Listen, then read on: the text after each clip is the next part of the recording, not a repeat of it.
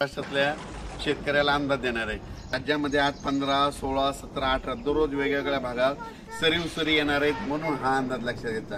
राज्यातल्या सर्व शेतकऱ्याला सांगू इच्छितो की ज्यांच्या जमिनीमध्ये ओल आहे, तुम्ही काय करा की जमिनीत पेरणीची तयारी करा। जमिनीत 1 फूट असेल तर तुम्ही पेरणीची तयारी करू शकता, म्हणून हे अंदाज लक्षात घ्यायचा। पण राज्यात सांगायचं झालं तर दररोजच वेगवेगळ्या भागात पाऊस चालू राहणार आहे, म्हणून हे अंदाज लक्षात घ्यायचा। सरी चालू राहणार आहेत, म्हणून सर्व शेतकऱ्यांनी सर्वदूर एखाद्या पाऊस पडणार नाही, पण भाग बदलत बऱ्याच ठिकाणी पाऊस चालूच राहणार आहे, म्हणून हा अंदाज लक्षात घ्यायचा। पूर्व विदर्भ, पश्चिम विदर्भ, दक्षिण महाराष्ट्र, उत्तर महाराष्ट्र, कोकणपट्टी, खानदेश, मराठवाडा या सगळ्या भागामध्ये वेगवेगळ्या भागामध्ये दररोजच पाऊस आहे।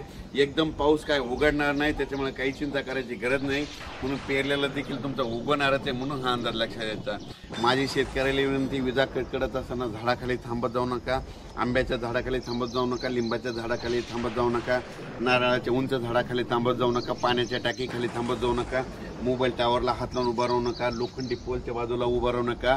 या भागावर जास्त विजा चमकत्यात आणि पडतात देखील, म्हणून माझी सगळ्याला विनंती, विजा कडकडायला लागल्या, आपला जो मजूर आहे, आपला जो कामगार आहे, त्यांना म्हणायचं सरळ घरी जा आणि स्वतःचा जीव वाचव। असं करून तुम्ही तुमचं विजेपासून संरक्षण करायचं। कालच आमच्या बाजूला डासाळा 13 किलोमीटर आहे, तिथे एक मुलगी कापूस लावत असताना विजा कडकडू लागल्या, म्हणून ते झाडाखाली थांबल्याच्या नंतर त्यांच्या अंगावर वीज पडली, ती मुलगी दगावली।